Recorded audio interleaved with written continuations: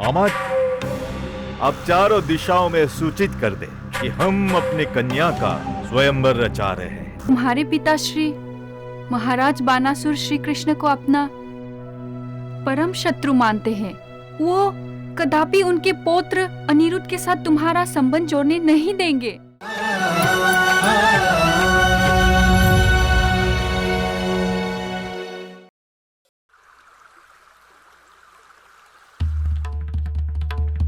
महाराज की जय हो। कहिए अमात्य कुंभांड।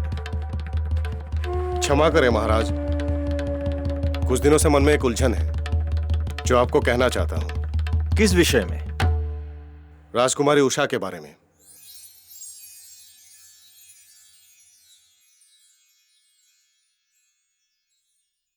स्वामी, क्या आप केवल एक स्वप्न है?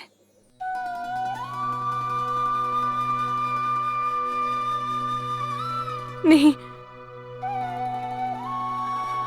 मेरे जीवन में जो कुछ भी घटित हो रहा है वो सब आदि माता पार्वती के आशीर्वाद की कृपा से ही हो रहा है।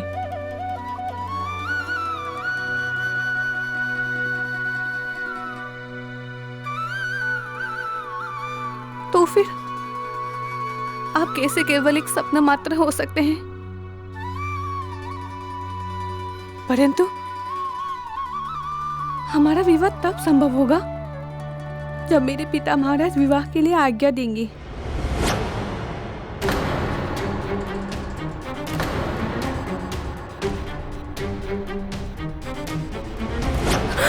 यह विवाह असंभव है।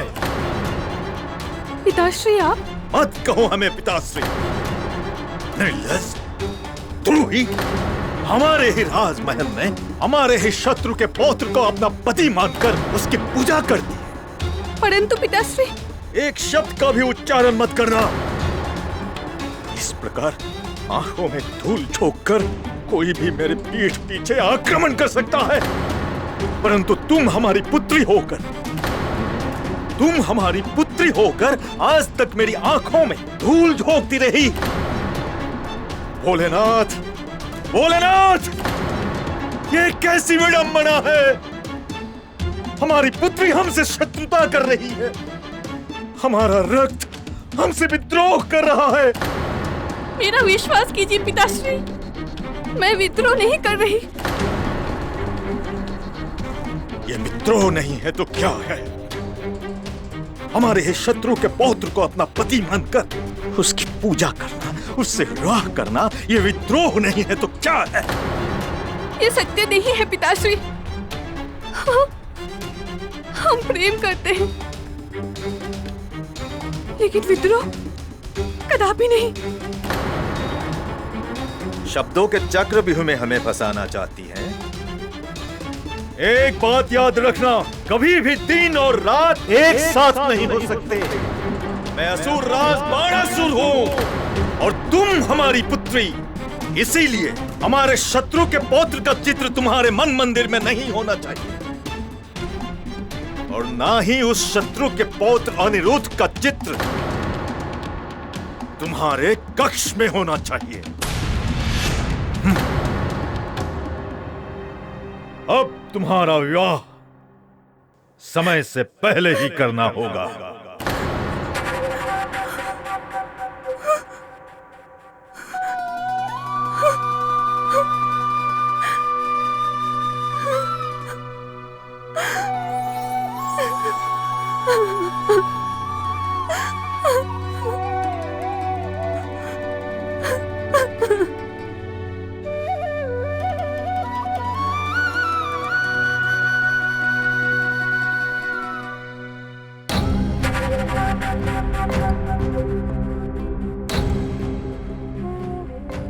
प्रहरी, आदेश महाराज।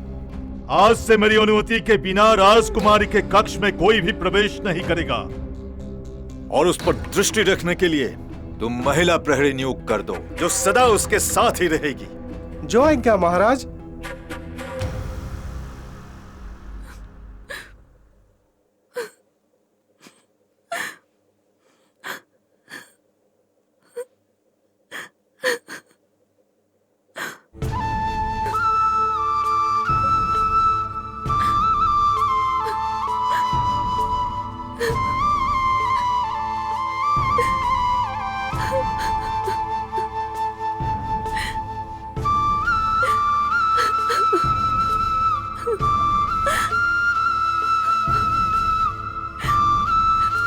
राजकुमारी जी,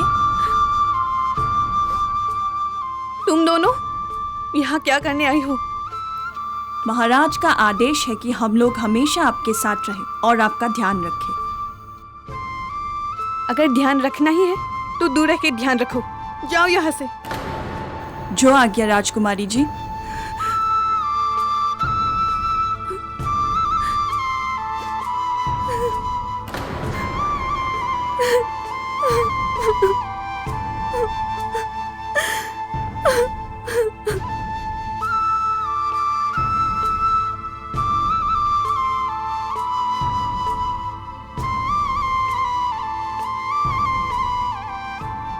क्या तुम सच कह रहे हो सखी? हाँ, मैं सच कर रही हूँ। राजकुमार अनिरुद्ध हाँ तुमसे प्रेम करते हैं? हाँ, ये हो ही नहीं सकता। उस दिन आवेश में आके उन्होंने अपने बाहों में भर लिया था। तुम विश्वास करो या ना करो, लेकिन यही सच है सखी। तब तो तुम भाग्यशाली हो सखी। द्वारका के महारानी बनने के पश्चात हमें भूल मत जाना।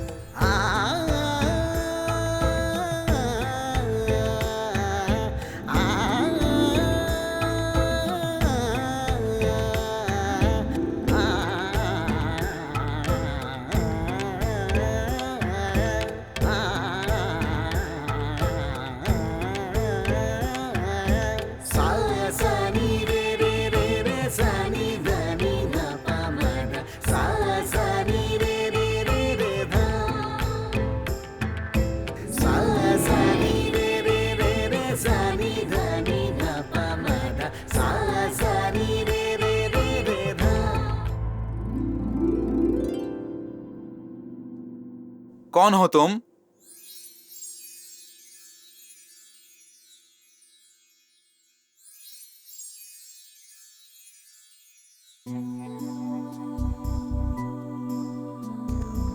कौन हो तुम? क्यों बार बार तुम मेरे सपने में आती हो? इतना पास होकर भी तुम सदा मुझसे दूर रहती हो। परंतु आज मैं तुम्हें जाने नहीं दूंगा। बताओ, क्या अधिकार है तुम्हें मेरे हृदय के साथ खेलने का? राजकुमार, नहीं। आज मैं तुम्हें अपने हृदय की बात कहकर ही रहूंगा। देवर्षि नारद कहकर गए थे कि तुम दूर किसी राज्य की राजकुमारी हो जिसे मैं जानता तक नहीं। भला ऐसा क्या हो सकता है? मुझे तो ऐसा प्रतीत होता है कि तुम मेरे शरीर, मन, बुद्धि, इंद्रिय, आत्मा का एक भिन्न अंग हो। क्या तुम्हें भी ऐसा लगता है? हाँ। तो फिर मेरे पास आते ही तुम दूर क्यों चली जाती हो? क्यों कभी भी मेरे पकड़ में नहीं आती? इतना पास होकर भी तुम सदा मुझसे दूर रहती हो। क्या तुम कभी भी अपना मुखमंडल मुझे प्रत्यक्ष करने नहीं दोगी? कोई आ जाएगा राजकुमार। आ जाने दो। देख लेगा। देख लेने दो। ऐसे तो हम बदनाम हो जाएंगे। बदनामी की अगर चिंता है तो तुम मेरे पास क्यों आती हो? हाँ?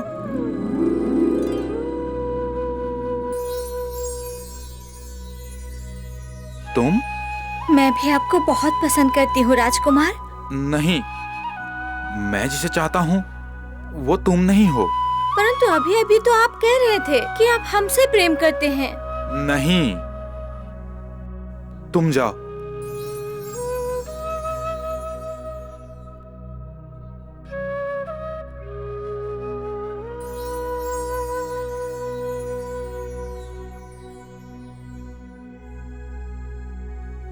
तुम्हारा प्रेम सत्य है अनिरुद्ध। तुम परीक्षा में उत्तीर्ण हो गए हो, परंतु तुम्हारे निकट भविष्य में और भी बाधाएं आएंगे, विपत्तियां आएंगे। क्या तुम उन चुनौतियों को लांघ पाओगे? ये तो समय ही बताएगा।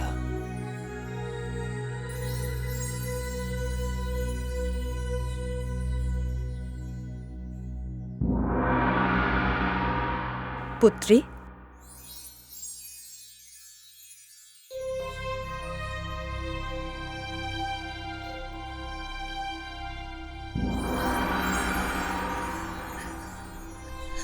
आदि माता,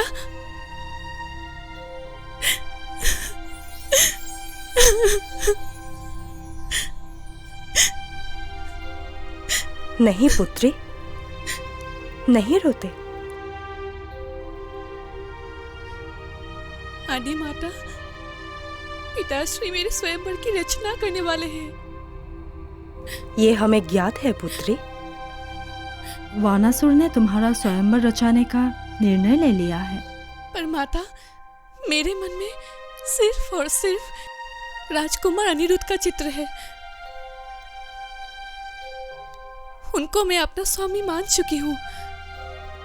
परंतु वानासुर तुम्हारे पिता है और ये उनका अधिकार है। पर माता, पिताश्री का ये निर्णय मैं मानने के लिए बाध्य नहीं हूँ। मैं अपने मन के विपरीत नहीं जा सकती। ये तुम्हारा अधिकार है पुत्री। हर व्यक्ति को अपने मन पर अधिकार होता है, परंतु होता वही है जो समय निश्चित करता है। माता, आप ये स्वयंवर किसी भी तरह रोक दीजिए। मैं ये नहीं कर सकती पुत्री। जो समय ने निश्चित किया है वो तो होकर ही रहेगा। उस स्वयंवर में क्या होगा वो तो स्वयंवर के समय ही पता चलेगा। लेकिन आदि माता, आपने ही तो कहा था कि पूर्णिमा की रात जो राजकुमार मेरे स्वप्न में आएंगे वही मेरे स्वामी बनेंगे। यह सत्य है, और स्वयंवर भी।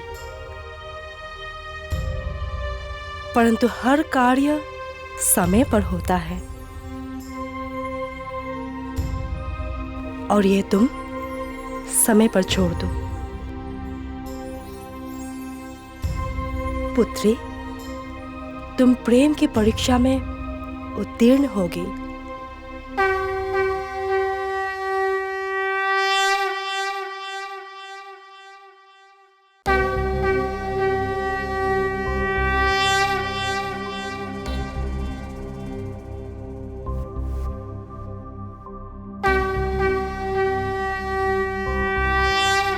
प्रणाम परमपिता।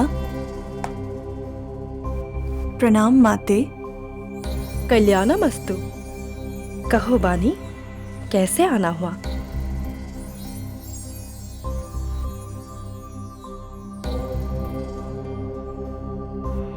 माते, हम उषा के स्वयंवर रचने जा रहे हैं। आपके और महादेव के आशीर्वाद के बिना यह स्वयंवर अधूरा रह जाएगा। इसीलिए हम आप दोनों को आमंत्रित करने आए हैं। मेरा और महादेव का आशीर्वाद सदा उषा के साथ रहेगा। स्वयंवर में हम अवश्य आएंगे, परंतु क्या इस स्वयंवर से उषा प्रसन्न है? क्या तुमने उषा के मन की भावनाओं को पढ़ने का प्रयत्न किया है? जहां तक मुझे ज्ञात है, इस स्वयंवर से उषा का मन प्रसन्न नहीं है। हमें ज्ञात है माते, उषा के मन में द्वारकाधीश श्री कृष्ण के पुत्र अनिरुद्ध बसे हुए हैं, परंतु महाराज द्वारकाधीश को अपना परम शत्रु मानते हैं। और तुम बानी? बानासुर के इस निर्णय पर तुम उसके साथ हो? हम विवश हैं माते। हम सिर्फ पत्नी धर्म निभा रहे हैं। और मातृत्व धर्म? तुम भूल गई? उषा के नामकरण के दिन हमने क्या कहा था? संतान के रक्षा हेतु एक माँ कुछ भी करे या कुछ भी कहे, इसका अर्थ कदापि ये नहीं होता है कि वो अपने पति का धर्म नहीं पालन कर रहा है, पति का विरोध कर रहा है। और जब भी संतान की सुरक्षा का प्रश्न उठेगा तो एक माँ अपने मातृत्व धर्म के आगे सारा धर्म भूल जाएगी। यही होता आया है, यही होता रहेगा।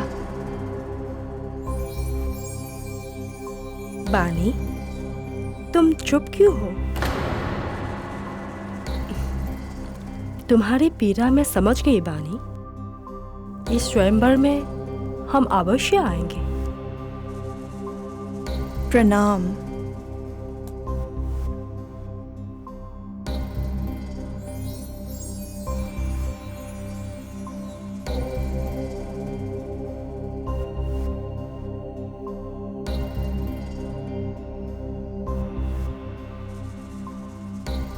बानी, तुम अवश्य लाचार और विवश हो, परंतु हम नहीं।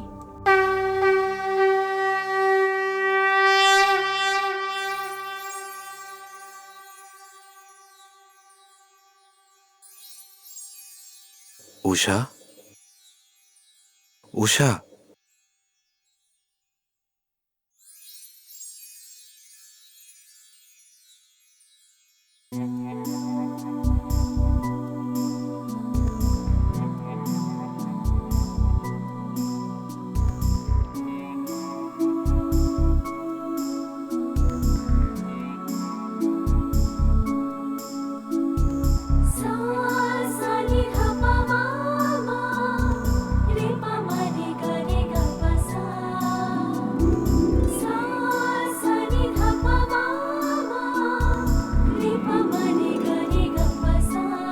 स्वामी आप?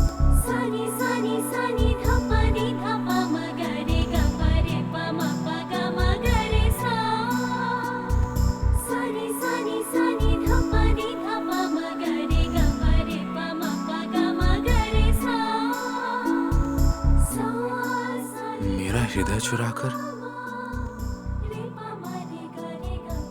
तुम किसी और की होने जा रही हो?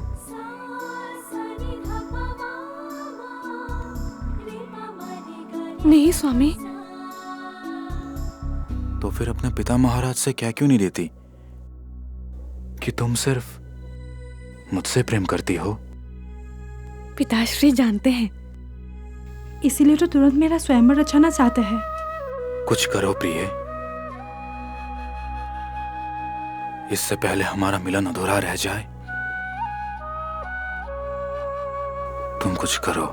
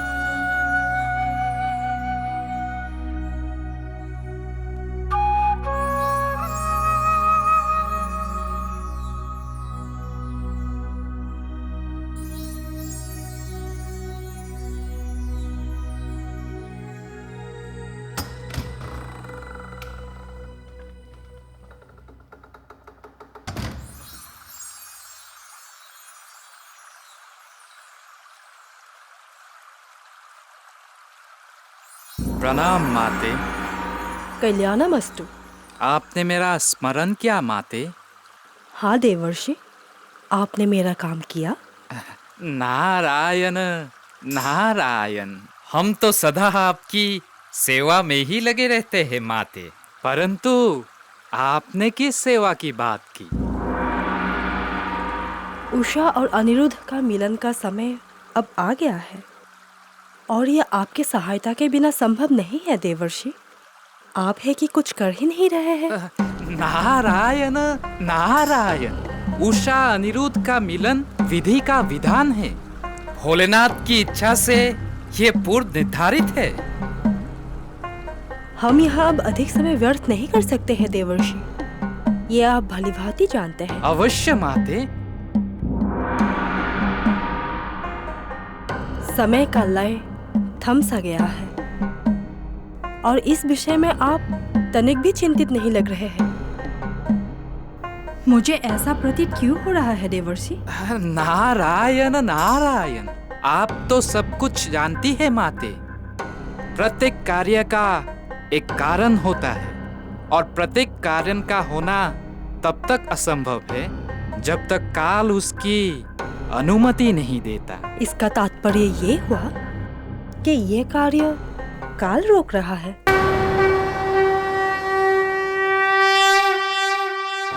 उषा पर आदि माता पार्वती के आशीर्वाद है देवर्षि। नारायण नारायण, केवल आशीर्वाद से कुछ नहीं बनता। व्यक्ति का प्रयास ही प्राप्ति का एकमात्र मार्ग है। जाओ ना सखी, अभी के अभी मेरे अनिरुद्ध को मेरे पास लेके आओ। प्रतीक्षा करो सखी, क्षणिक तर्पो, तब जाकर मिलन का आनंद प्राप्त होगा।